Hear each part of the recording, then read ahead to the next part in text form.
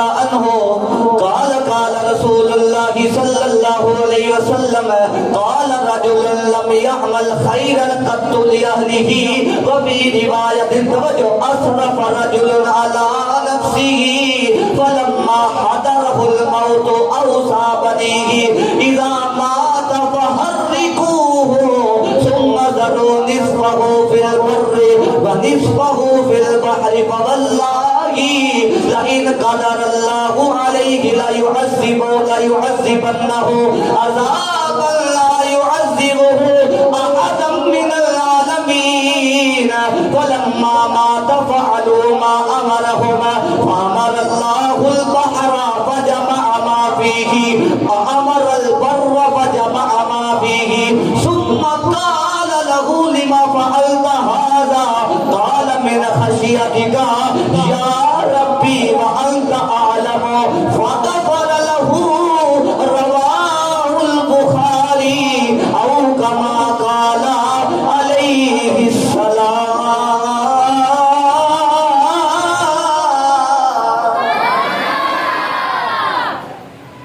حضرت ابو ہریرہ رضی اللہ تعالیٰ عنہ آپ روایت فرماتے ہیں نبی کریم علیہ السلام نے ہمیں بتایا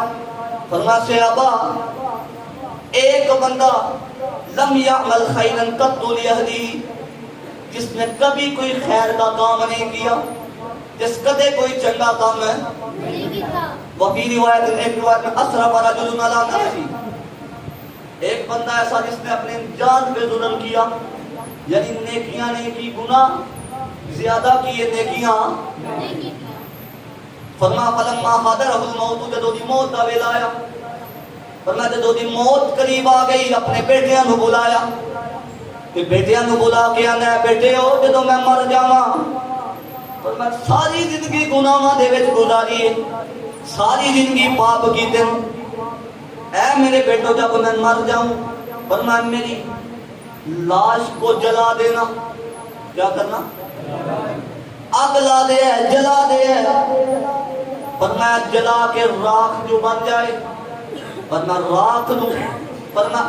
ادھی راکھ نو دریا دے وچ گرایا ادھی نو صحرا دے وچ گرایا تاکہ میں اپنے رب دی بارگاہ اندر پیش نہ ہو سکا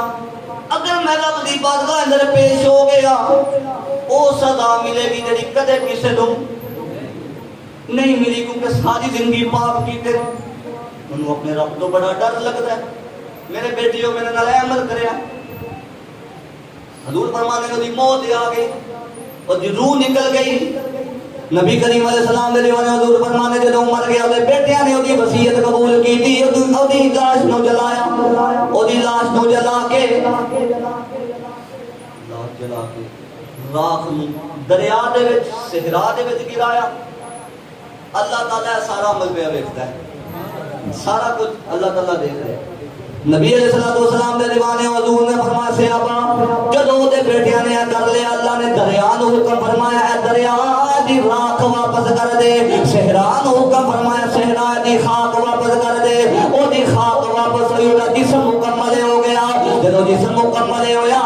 اللہ دی بارگاہ اندر پیش ہویا جدوں اللہ دی بارگاہ اندر بندہ پیش ہویا اللہ نے فرمایا اے میرے بندے لما فعلت ھذا اے میرے بندے عمل تو کیوں کیتا سی اے کام تو کیوں کیتا اپنے بیٹیاں نو وصیت کیوں کی دیا کہ منو جلا دے آجے منو جلا دے آجے نبی علیہ السلام نے دیوانے کو بتایا ہے وَأَنْتَ أَعْلَمُ یا اللہ تو جاننے والا ہے اے اللہ میں کام اس وجہ تو کیتا ہے منو تیرے کو ڈر بڑا لگتا ہے خوف بڑا ہوتا سی زیادہ تیرے ڈر دی وجہ تو کہ میں تیرے سامنے سامنا کی میں کر سکا گا تیرا سامنا نہیں کر سکتا سی اس وجہ تو اپنے بیٹیاں نو عادت کی دی ہے نبی علیہ السلام کا دیوانے ہن جملہ سنیا تے سمجھ آئے تے بولے حضور نے حضور فرماتے نے اللہ فرمائے گا اے میرے بندے میرے در دی وجہ تو سارا کچھ کیتا ہی اے میرے بندے جا میں تیرے سارے گناہ معاف کر چھڈے جا تیرے تکبیر اللہ